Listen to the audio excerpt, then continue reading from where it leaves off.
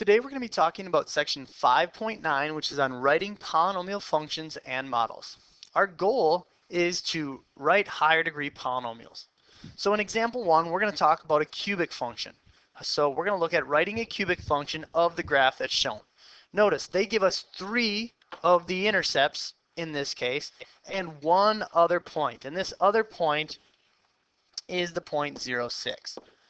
So what we're going to do is we're going to put this in factored form of a cubic function, and then we're going to substitute our values in. So we're going to have f of x equals a times x, and the intercepts are -2, so that one's going to be x plus 2 as a factor. Another one of the zeros is going to be -1, so as a factor that's x plus 1. And then the third one is +1, so that as a factor is going to be x minus 1.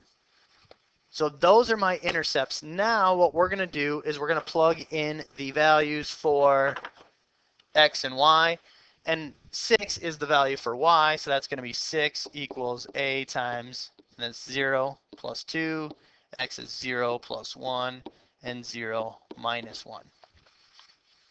So that's going to give us -2a, and so a is going to equal -3.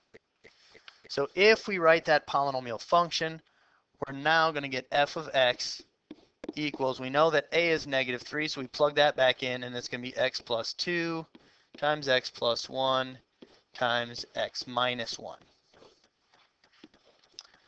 So there is our equation if we leave it in factored form. Now, in the book, they're going to ask you to write this out in standard form. So if it's standard form, then we simply have to multiply all 4 of those numbers.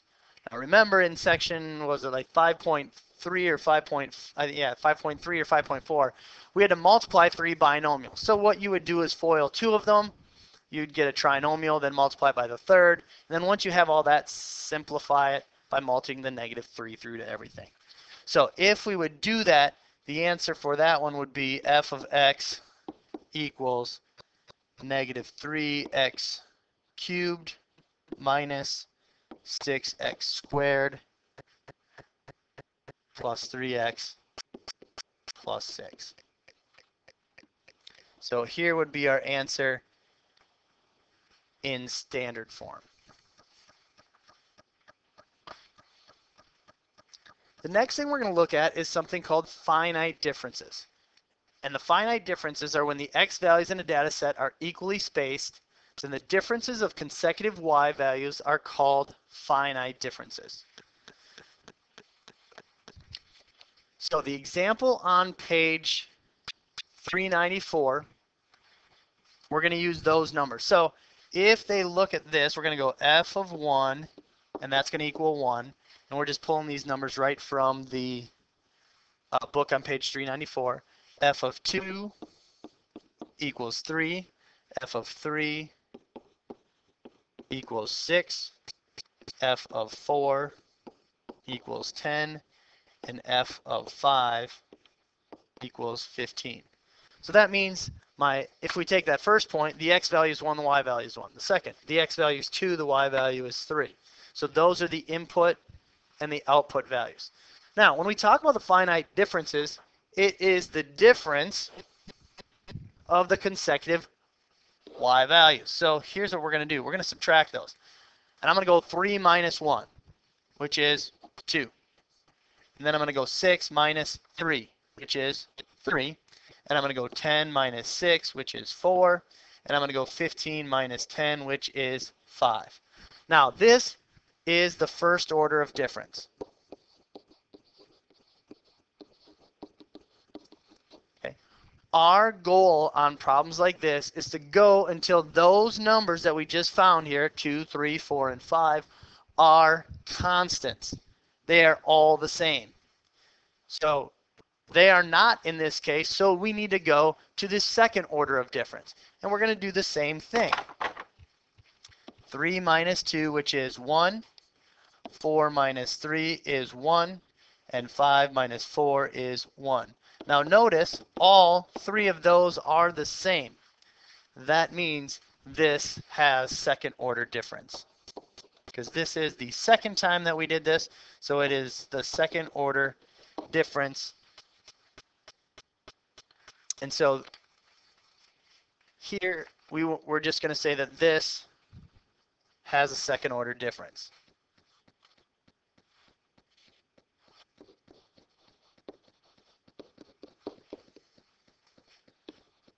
So the numbers are all the same,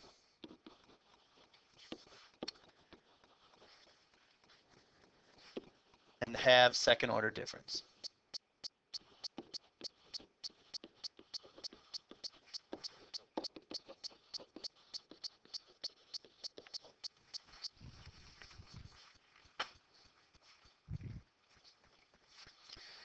Now in example 2, they gave us f of 1 equals 1, or f of 2 equals 3, or f of 3 equals 6. What they easily could have done too is just given us a function, and then we would have to plug in the numbers to find the values for that. So I'd have to plug in 1, get my answer for f of 1. Plug in 2, get my answer for f of 3, or f of 2. Plug in 3 and get my answer for that. And that's what they're going to ask us to do in question 3 in the guided practice. If we look at that, you're going to have to plug numbers in for n to find out what those values are. So what I would like you to do right now is go ahead and try questions 1 and questions 3 in the guided practice. So just questions 1 and questions 3. So go ahead and try those. You can pause the video and hit play when you are ready to resume.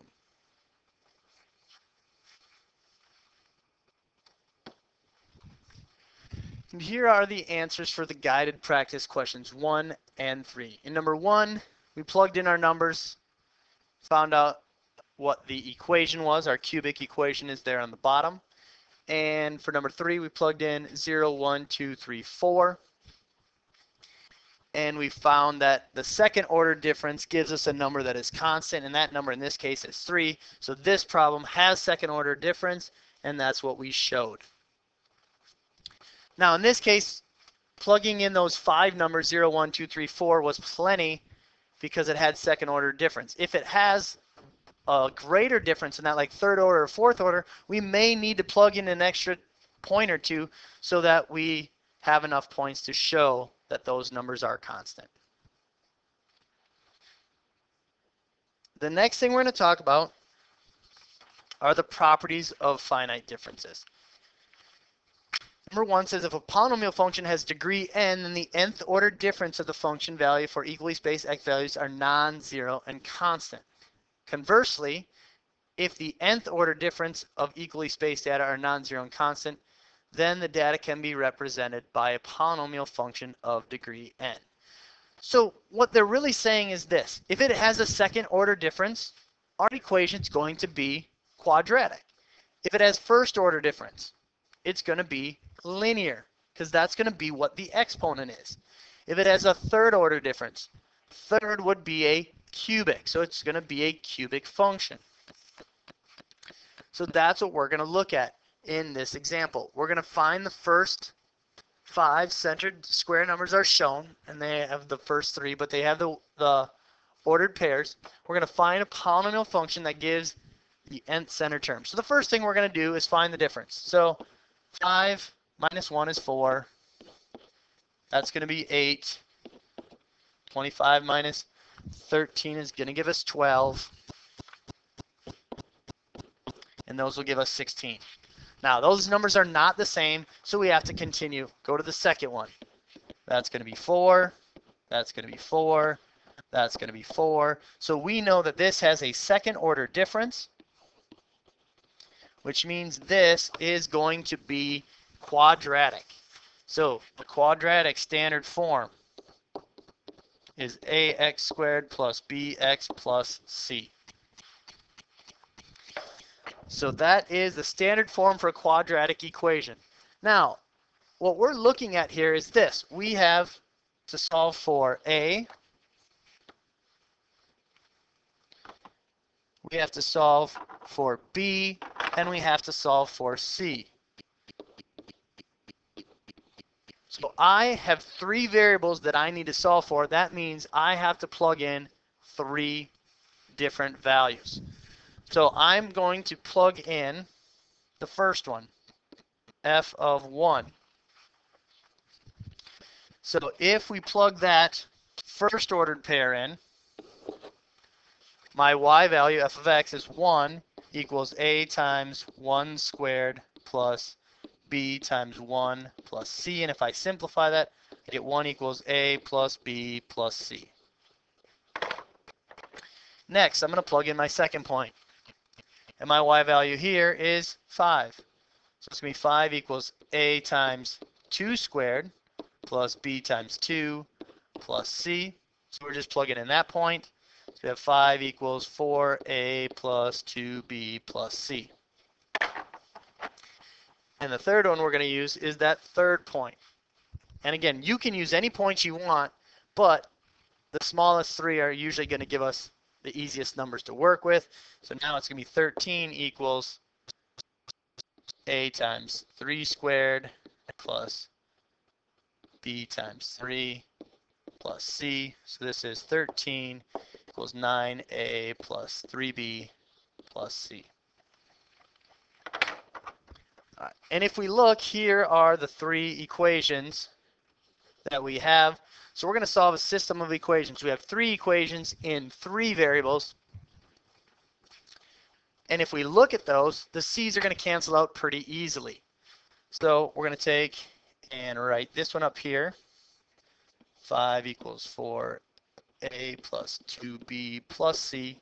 And to eliminate those, we're going to use elimination. We're going to multiply this one by negative 1. So it's going to be negative 1 equals negative a minus b minus c. Add them up. There's our equation. Now we have to do the same thing again using the bottom equation. So it's going to be 13 equals 9a plus b plus c, plus 3b plus c. And then again, I'm going to multiply this top one by negative 1 to get rid of the c. So we're going to have negative 1 equals negative a minus b minus c. So you're going to get 12 equals 8a plus 2b. So from here, we're going to eliminate one of the other variables, and the easiest way to do that is multiply this one by negative 2. So that's going to give us negative 8 equals negative 6a minus 2b. And we add our like terms, and we're going to get 4 equals 2a, which means a is 2. So we know that a is 2. We're going to plug that back in. So if we plug that in, we get 6. Subtract that, we get negative 2. So b is negative 2. And then we plug both of those in back into our original one, and I'd plug it in right here. So we'd have 2 and negative 2, which is 0, which means c equals 1.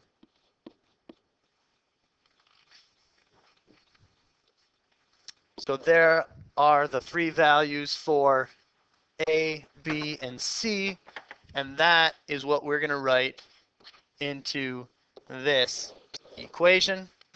So if we do that, we're going to get f of x equals 2x squared minus 2x plus 1. And there is our equation for the polynomial function.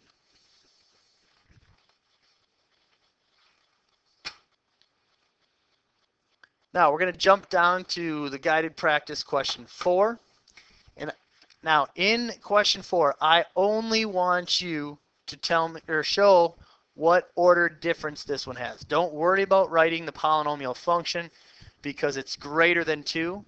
And I'm not going to make you do a system of equations using more than that. It's very easy to do using matrices, but we did not talk about those. So I want you only to find the ordered difference in this polynomial function. So go ahead and pause the video and hit play when you are ready. All right, and if we look at example 4, in the guided practice, we will see that this has a third order of difference.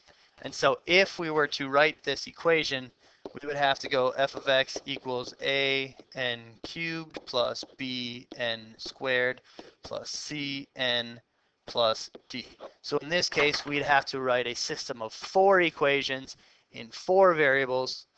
And I won't make you do that, but that's how you would solve that polynomial function or find that equation.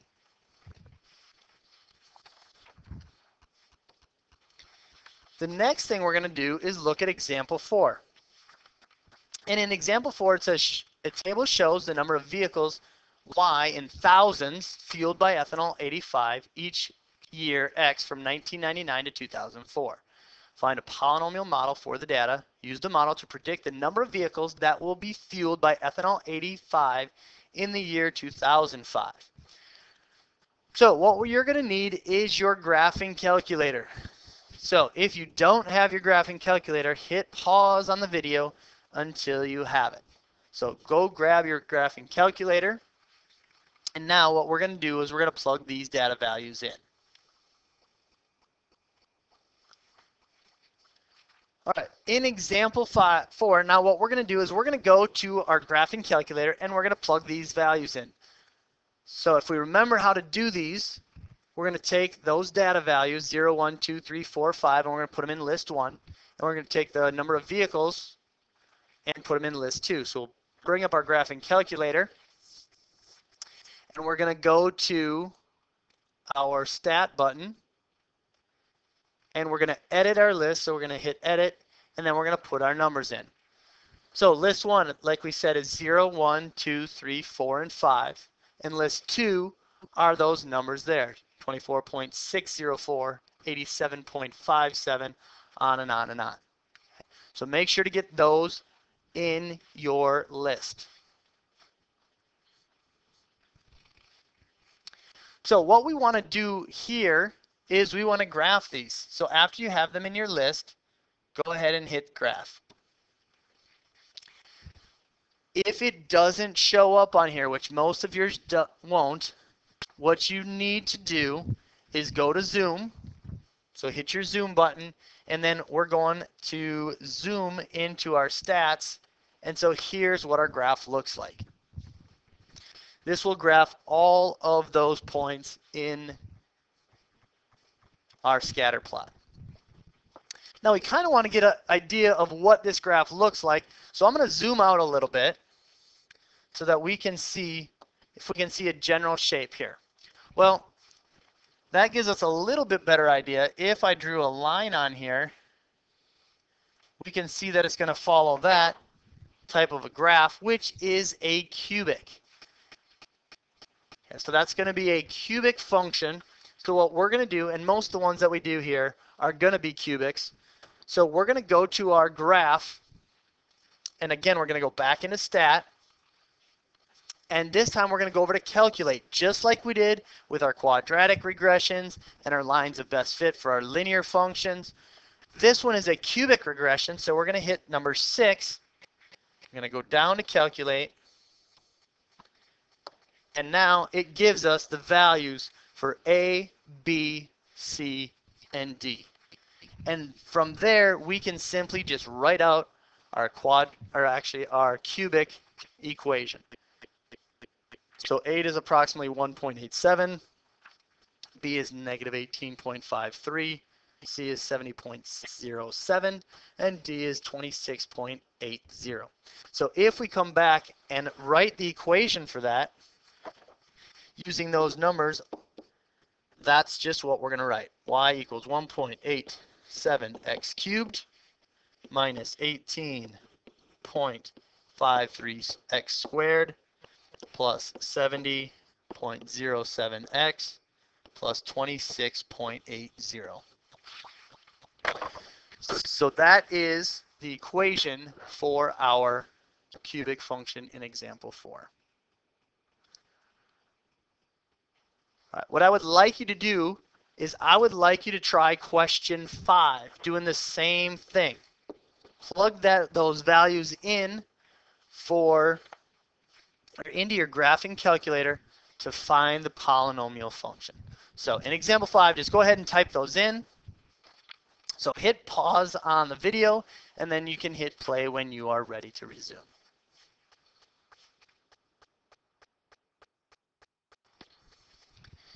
And there is the answer for the guided practice question 5.